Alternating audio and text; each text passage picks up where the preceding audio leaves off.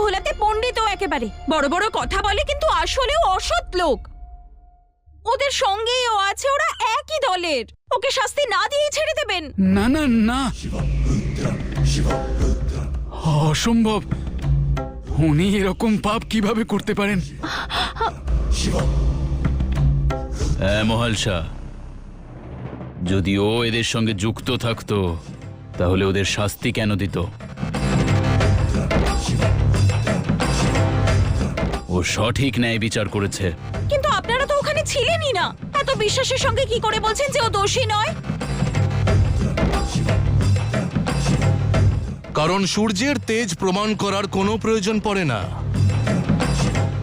যেমন সত্যের কোনো সাক্ষ্যের প্রয়োজন নেই, কোনো শব্দেরও প্রয়োজন নেই। কারণ সত্য চোখেই প্রতিফলিত হয়, আচরণে প্রকাশিত হয়।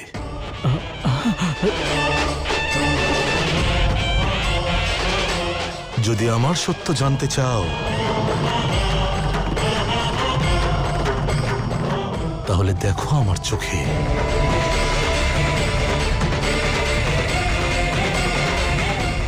কিছু দেখতে পেলে?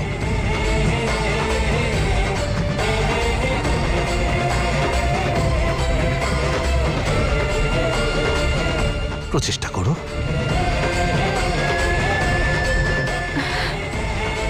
মহারাজ, বিদায়ের অনুমতি দেবেন? হ্যাঁ হ্যাঁ হ্যাঁ হ্যাঁ, যান না, আপনি যান। হ্যাঁ, অবশ্যই। এমনিতেও আপনাকে কেই বা আটকাতে পারে? এমন উচিত ন্যায় বিচার করেছেন আপনি। আমরা ঋণী থাকবো আপনার। আপনাকে অনেক অনেক ধন্যবাদ। আপনি যান। ধন্যবাদ মহারাজ।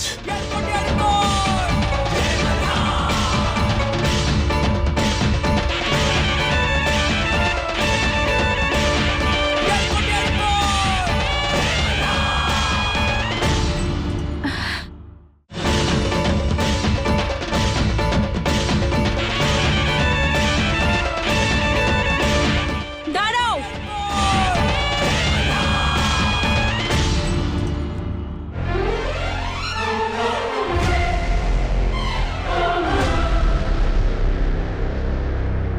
তুমি কে আসলে? আর আমাদের গ্রামে কি কাজে এসেছো?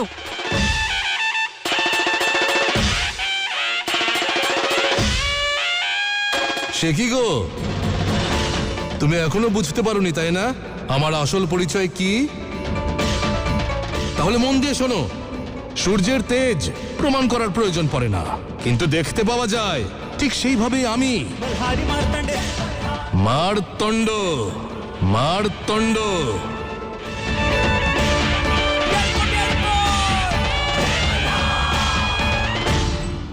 নাম আমার মারতণ্ড। কাজ হলো ভ্রমণ। সংসার ভ্রমণে বেরিয়েছি, পৃথিবী দেখতে ইচ্ছুক। কিছু জ্ঞানীর থেকে শিক্ষা নিতে বেরিয়েছি, আর কিছু অজ্ঞানীকে উচিত শিক্ষা দিতে।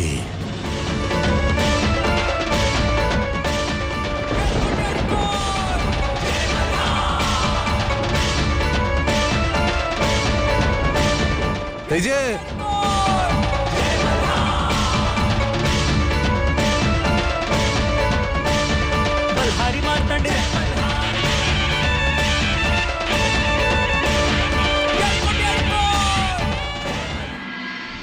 মাতা, মাতা,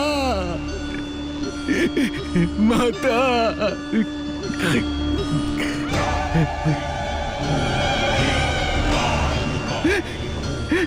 দাদা, আমি তোমাকে সাবধান করেছিলাম যে মাতা অবতার নিয়েছেন দাদা।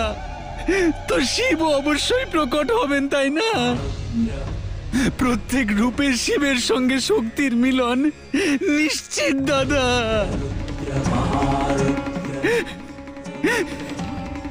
উনি এসে গেছেন, উনি এসে গেছেন মারতণ্ড হয়ে। এই মারতণ্ড আর মহালসার মিলন আমাদের বিনাশের কারণ হবে দাদা। যদি মারতণ্ড আর মহালসার মিলন হয়ে যায় তাহলে হতে পারে আমাদের মাতার আমাদের ওপর দয়া হলো। উনি উনি উনি আমাদের ক্ষমা করে দেবেন। কিন্তু কিন্তু শিব শিব আমাদের অপরাধ ক্ষমা করবেন না দাদা। তখন সব সব শেষ হয়ে যাবে দাদা, সব শেষ হয়ে যাবে দাদা। আমাদের বিনাশ হয়ে যাবে দাদা, আমাদের বিনাশ হয়ে যাবে দাদা, আমাদের বিনাশ হয়ে যাবে, আমাদের বিনাশ হয়ে যাবে। আরে এমন কিচ্ছু হবে না মনি, তোমারই মল্ল দাদা আছে তো।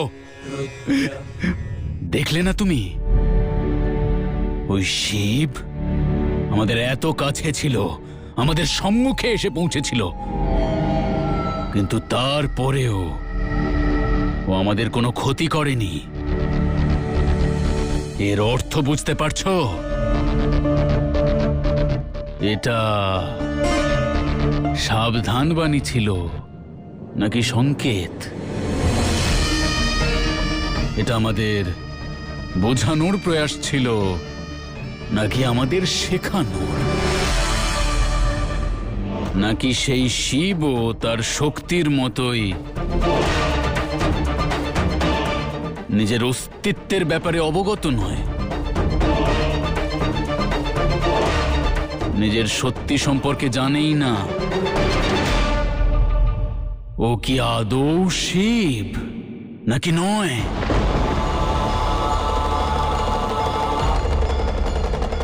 ব্যাপারটা হচ্ছে মনি, অনেক সময় আতঙ্ক আর ভয়ের কারণে মনুষ্য তার বিবেক হারিয়ে ফেলে। আজ আমাদেরও তাই হলো। তার মুখের প্রতিচ্ছবি দেখে ভয় পেয়ে গেলাম, তাকে শিব ভেবে ফেললাম আমরা। কিন্তু আমাদের এটা সুনিশ্চিত করতেই হবে যে ও কি বাস্তবে আদৌ শিব।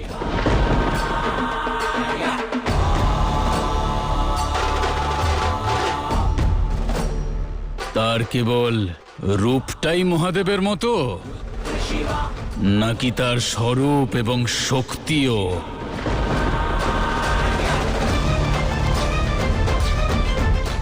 ও কি সাধারণ নাকি দেবাদিদেব?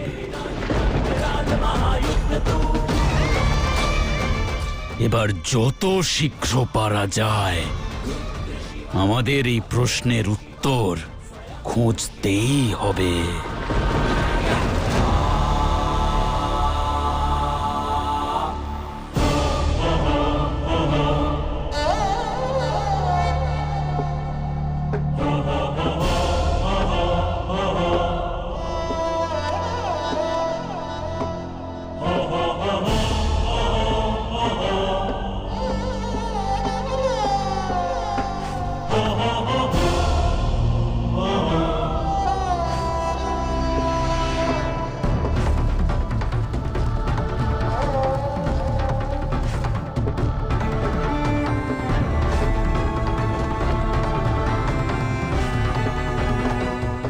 আপনার থেকে বেশি ভালো ন্যায় বিচার কেই বা বোঝে? আমরা অনুরোধ করছি, আপনি যা ভালো বোঝেন শাস্তি দিয়ে দিন।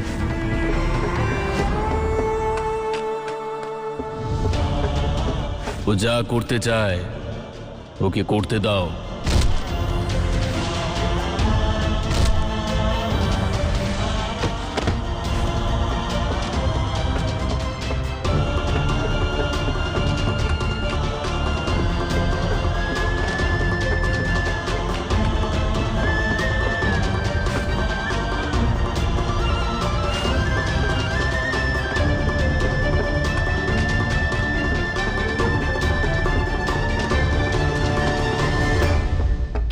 মহালসা, ওরে বাবা, এত ক্রোধ! তুমি ঠিক আছো তো? ক্রোধ নয় এটা, এ আমার ধৈর্যের পরীক্ষা। কে ওই মারতণ্ড? চায়টা কি? কোথা থেকে এসেছে? দেখেছো তো তোমরা সবাই কিভাবে কাকার সামনে পুরো কাহিনী উল্টে দিল, নিজেকে নির্দোষ প্রমাণিত করে দিল, আর ও যা যা বললো কাকা মেনে নিল। ওর ধৈর্য, ওর আত্মবিশ্বাস। শুনে নাও আমার কথা, যেমনটা ওকে দেখতে লাগে না তেমনটাও মোটেই নয়।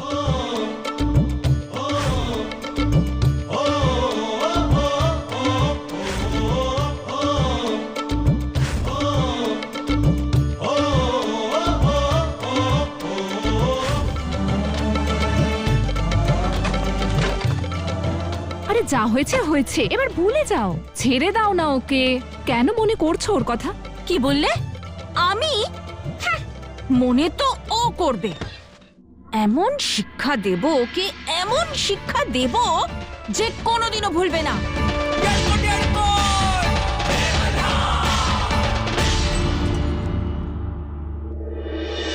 दिव्य रूप में अपने नए स्वरूप में शिव शक्ति है पुनः मिले। जन्म जन्म से कर्तव्य और प्रेम का करने निर्वाह दोनों मिले।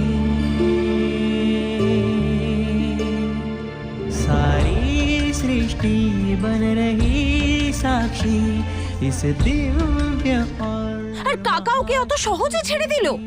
मल्हार ও অপরাধী হওয়া সত্ত্বেও ক্ষমা করে দিল, शिवम কিন্তু মহাল শাওকে শাস্তি দেবেই। पार्वती स्वपरिचय से उद्धत। दोनों ही है अनभिज्ञ इस घड़ी में लिखने নিজেকে একেবারে সব জানতা মনে করে। नया अध्याय भिन्न होके भी दोनों ही ও না, ও কোনো গুপ্তচর হতে পারে। দেখলে না তোমরা কিভাবে রাতে ঘন জঙ্গলে একা একাই ঘুরছিল? বিদ্যুতের গর্জনেও ভয় পাচ্ছিল না, অগ্নির মতো মহালসাকেও ভয় পাচ্ছিল না। ও কোনো না কোনো কথা তো নিশ্চয়ই লুকোচ্ছে। আমি বলছি তোমাদের, যেমন ওকে দেখতে লাগে সেরকম একদম নয়।